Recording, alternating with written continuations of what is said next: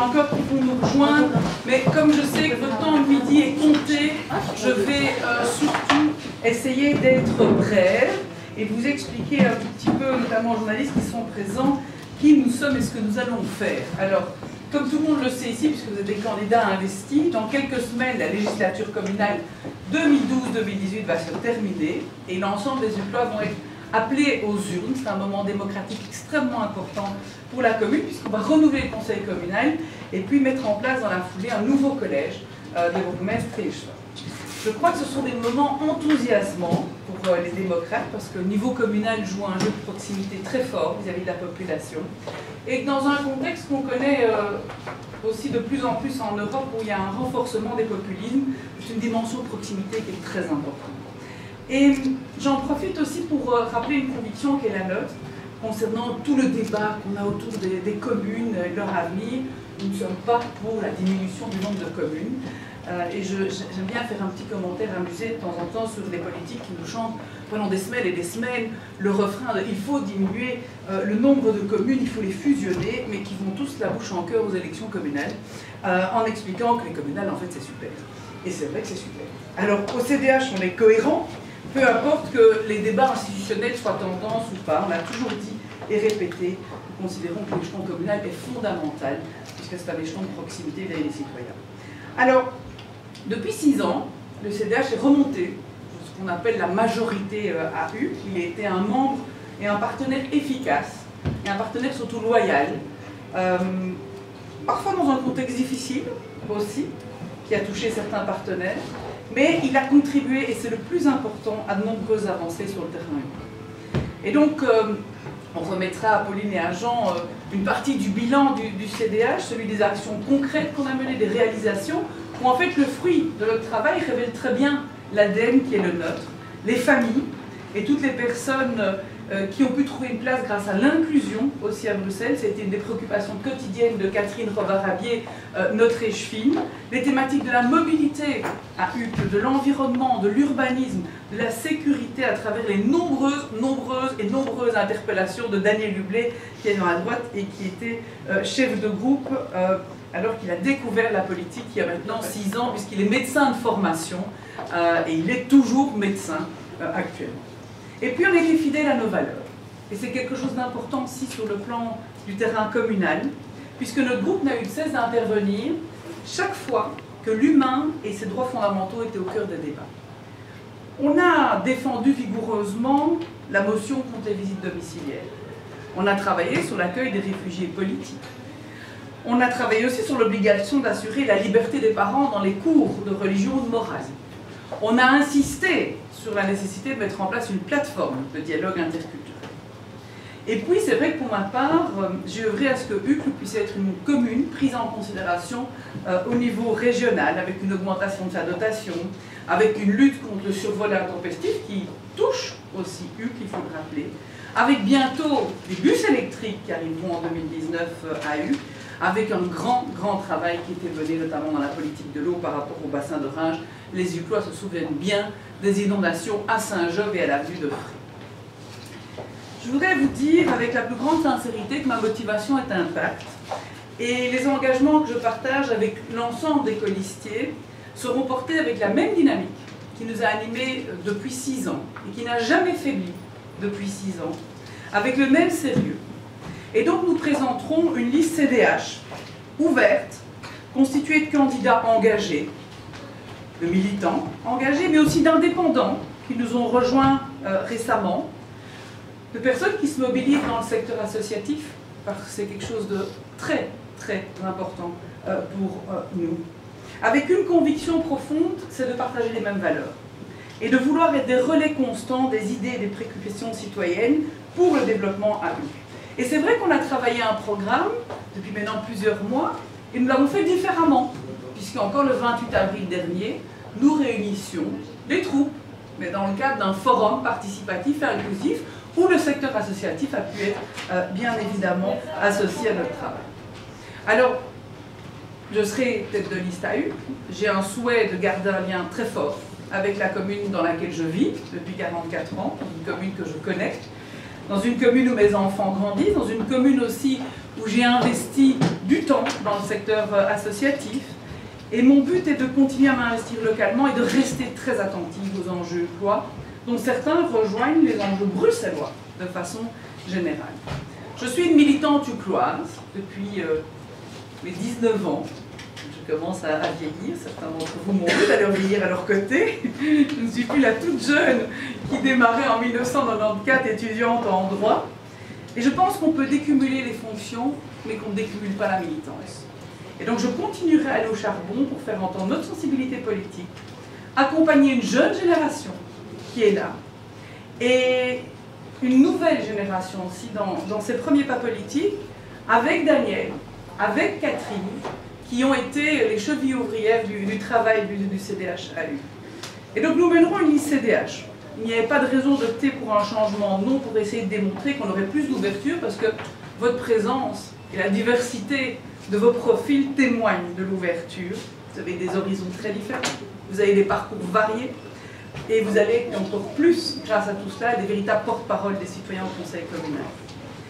Et un nouveau souffle, il ne se décrète pas uniquement avec un changement de nom, se traduit surtout par une diversité des candidats, par une diversité de vos profils et par la méthodologie qu'on a instaurée entre nous depuis des années, dans des débats de section locale, sur le terrain, en allant à la rencontre des citoyens, en étant au cœur des problématiques qui ont touché les humains.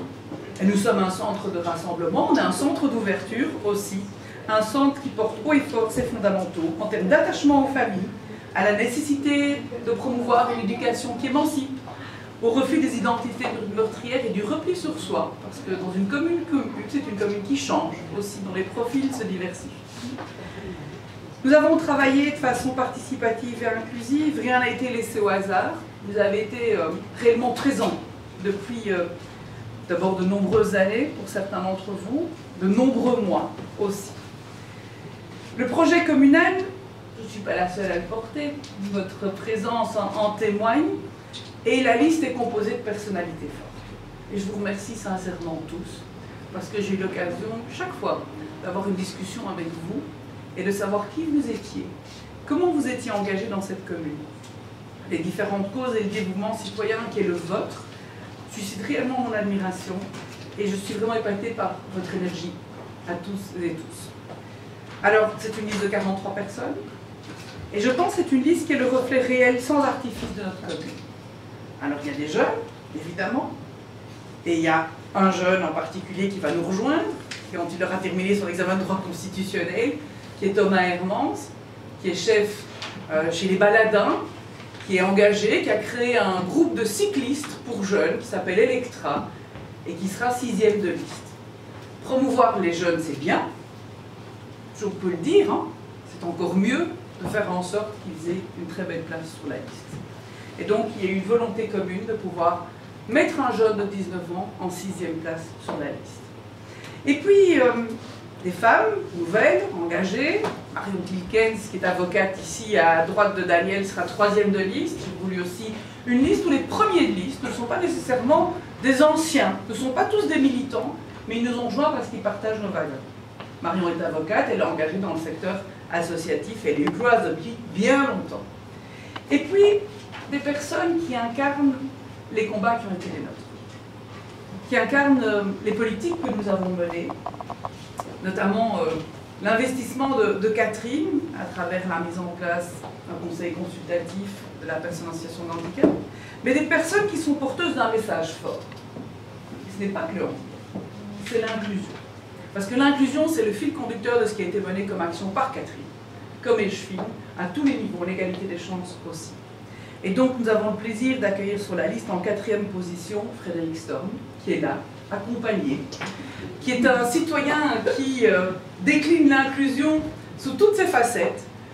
C'est un homme très actif, très engagé professionnellement et puis qui a créé, il y a une dizaine d'années, la Fondation ASI qui œuvre pour les personnes malvoyantes. Et Frédéric parlera encore bien mieux que moi de l'inclusion plutôt que du handicap. Alors, des personnes investies aussi dans les associations de terrain, dans les mouvements de jeunesse, vous êtes des infirmières, vous êtes des artistes, vous êtes des jeunes engagés, et vous souhaitez tous que Uccle se connecte à ses habitants.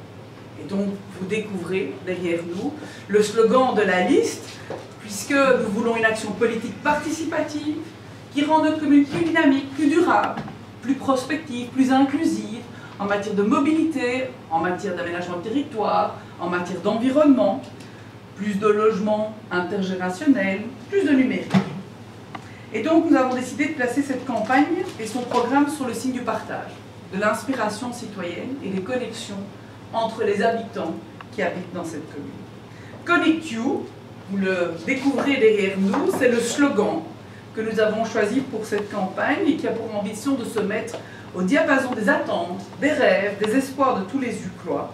Connexion, partage et inspiration, nous voulons collectivement, et je vous remercie tous parce que ce n'est pas quelque chose qui s'est décrété il y a 15 jours, créer des conditions nécessaires pour que les citoyens s'investissent librement et de façon responsable à ce niveau local dont j'ai loué le mérite de la proximité en début d'intervention. Et donc il y a mille et une choses à faire. Mille et une choses à faire pour améliorer la qualité de vie des Uclois. On va être encore plus à l'écoute que nous n'avons pu l'être en termes de souhaits, de propositions, d'aider les uns et les autres à faire de la politique, et c'est votre objectif, vous engager.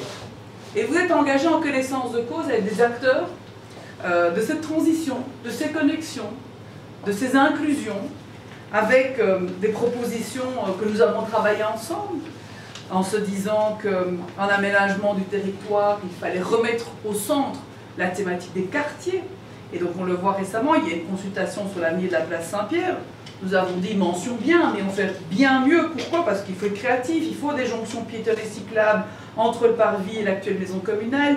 Il faut un plan directeur qui veille à la mixité des commerces, des restaurants. Il faut un pôle culturel et artistique qui ne se contente pas uniquement du centre culturel. On a un magnifique château qui est dans le parc du Wolvendal, mais qu'on l'ouvre, qu'il profite à tous les Uclois, qu'on expose la culture et l'art dans les rues, qu'on offre un mobilier urbain accueillant.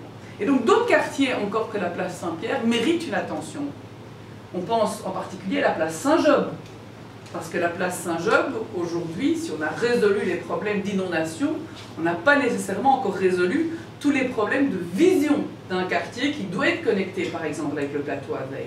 Et vous savez que le CDH a été en 2014 le parti qui a permis le classement du plateau à Veille sur une grande partie, et nous soutenons aujourd'hui les projets des comités du plateau à Veille pour faire en sorte que demain, il y ait une ferme urbaine sur le plateau à Veille. Nous sommes derrière eux par rapport à leurs revendications. Et parce qu'il y a une connexion, place Saint-Jean, plateau à Veille, ferme d'Uccle.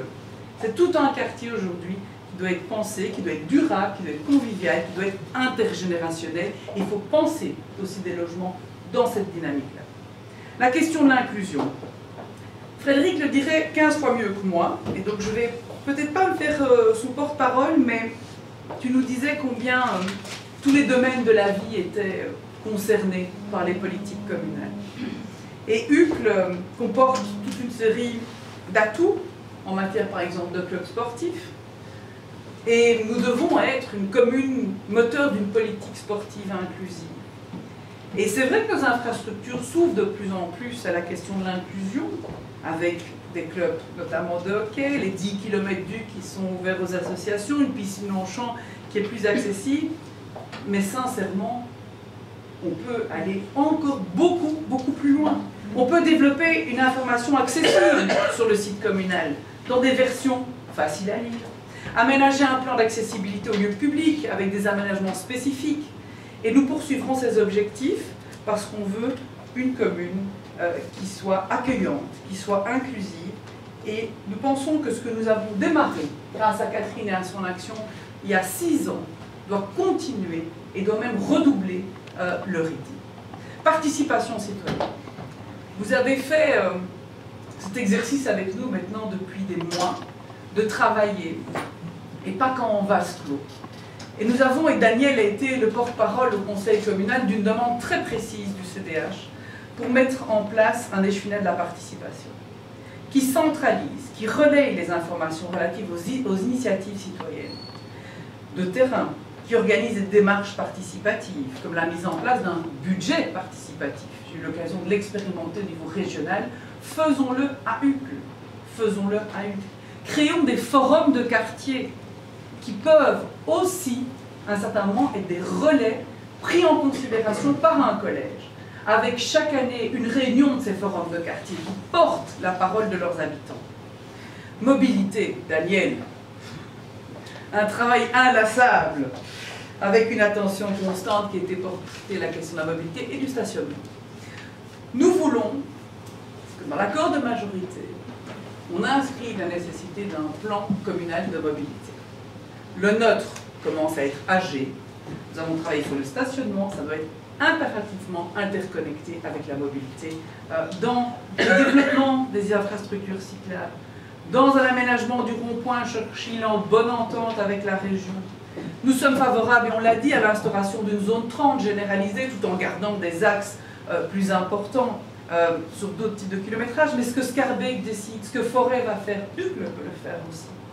Des plans de mobilité spécifiques aussi par rapport à des institutions scolaires, des plans de mobilité qui tiennent en considération la nécessité d'inclusion des personnes qui ont une mobilité plus réduite. Et puis, encore quelques mots, le travail de la compétence des familles. Catherine a pris les cheminots des familles, c'était une demande du CDH en 2012. Nous avions porté cette demande de création dans les cheminots des familles. Et le travail qui a été fait a été extrêmement bien fait, puisqu'il y a eu une quinzaine de la petite enfance qui a été mise en place par Catherine. Il y a aussi notre maison de la rue de Stal, ton initiative de ce Family Corner, indispensable, qui crée du lien entre les parents. Mais nous voulons regrouper les compétences de la famille, de la petite enfance et les aînés. Parce que nous voulons une vision communale qui va de la naissance jusqu'au moment où parfois la fin de vie peut intervenir. Et donc il faut une vision en continuum, il ne faut pas de rupture, parce que c'est comme ça qu'on pourra travailler encore plus sur l'intergénérationnel. On veut une commune de transition, on a beaucoup insisté là-dessus, une commune durable, une commune où le zéro déchet trouve pleinement sa place, et c'est pas pour rien qu'on est ici à l'Harmonium ce midi, puisque c'est un des restaurants Uclois qui a récemment émergé et qui a obtenu les labels Good Food régional et qui bouscule. Regardez derrière vous, regardez le tableau derrière vous, ce n'est pas qu'un restaurant. À l'Harmonium, vous avez un café parental, vous avez des projections débats sur la santé, vous avez un cabaret pop absurde, vous avez de l'impro, vous avez des soirées poésie. Ce sont des endroits comme ceux-ci qui sont en train de changer le visage de cette commune et qui font que cette commune peut être une commune pionnière en matière de durabilité, avec des nouvelles conceptions en matière de qualité de vie, du good food, du zéro déchet, de l'air pur bien évidemment. Alors je vais terminer en insistant sur une chose importante. On a forcément de l'ambition, de façon collective.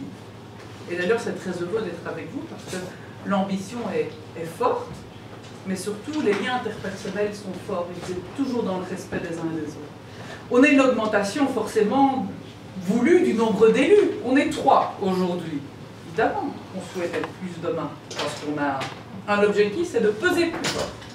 D'avoir un accord de majorité ambitieux et prospectif, où les familles ont encore plus de place, où la durabilité est inscrite dans un accord de gouvernement, où la mobilité fait l'objet de décisions d'emblée activant des nouvelles manières de voir cette mobilité à elle, et où les représentations des forces politiques est équilibrée.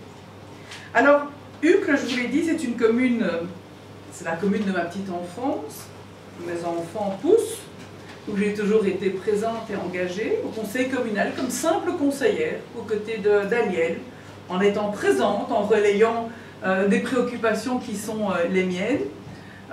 C'est une commune qui a fait l'objet d'attention forte depuis mon engagement politique. Vous m'avez demandé de mener la liste comme chef de file. J'ai accepté de le faire parce que vous êtes une équipe renouvelée, vous êtes une équipe diversifiée, parce qu'il y avait des piliers qui ont été là et qu'on continue à travailler. Je pense que c'est important de mener ce travail, et mon rôle aussi est d'être un peu révélateur de talents, de vos talents qui ne demandent qu'à s'investir et à s'exprimer. Et je vais être très claire, puisque mon engagement politique à la région, je le mènerai jusqu'au bout, en juin 2019. Et d'ici là, un poste exécutif à l'échelon local est tout à fait inconcevable pour moi. La section et l'ensemble des membres qui sont ici sont talentueux, ont des valeurs que je partage. Je suis ministre et je resterai ministre jusqu'en juin 2019. Mais je serai là à vos côtés, bien évidemment, pour mener cette liste, pour partager nos idées, pour déployer nos ambitions, pour faire valoir tout ce qui nous a animés devant 6 ans, depuis 6 ans. Et je voudrais vous dire, nous savons tous aujourd'hui quelle est la voie de l'amélioration de la qualité de vie des Ucquois. Nous allons être à l'écoute des uns et des autres, encore plus durant cette campagne. Je vous ai dit, vous êtes des acteurs de transition et de connexion.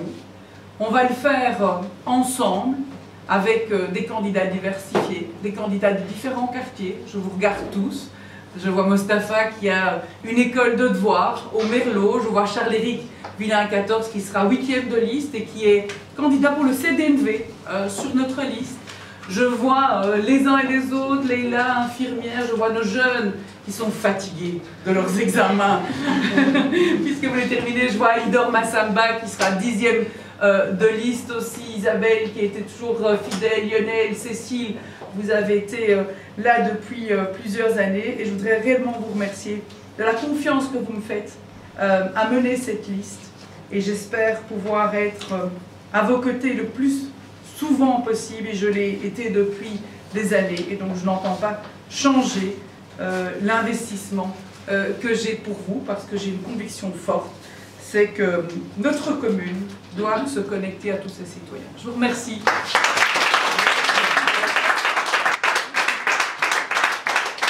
Puisque j'ai l'honneur de pousser la liste, je me fais le porte-parole de tous les candidats pour te remercier de la